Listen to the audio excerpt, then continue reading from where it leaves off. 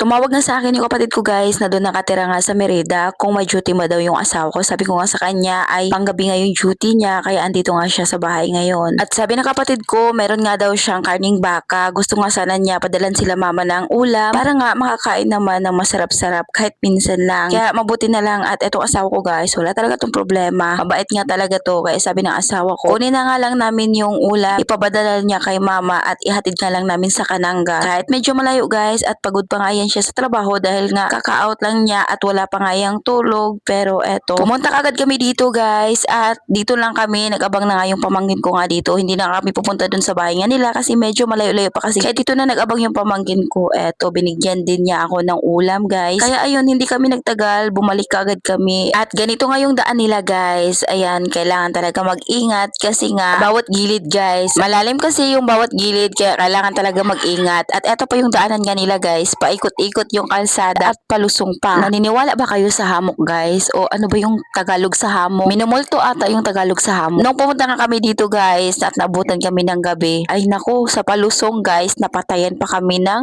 motor. Ewan ko ba, biglang namatay yung makina ng motor at dun nga sa palusong talaga. Mabuti na nga lang guys ay hindi nagpanik yung asawa ko kasi talagang na-off talaga yung motor guys. Na-off talaga yung makina at sobrang dilim pa dito kasi nga wala talagang kailaw-ilaw nga dito sa gabi guys. Siguro dahil nga baguhan kami kaya ayun hinamok nga kami. Anyways guys, nakarating na nga pala kami dito nga sa Kananga at meron ka na makikita dyan na mga pot o yung mga sikad-sikad. Yan kasi yung sinasakyan namin talaga noon guys. Pero ngayon, konti na nga lang sila kasi nga meron na nga ang tinatawag dito na badya o ba yun sa iba. Ganyan na nga yung madami nga ngayon dito. Pero noon guys, nung bata pa ako, wala talagang ibang masakyan kundi yan lang pot.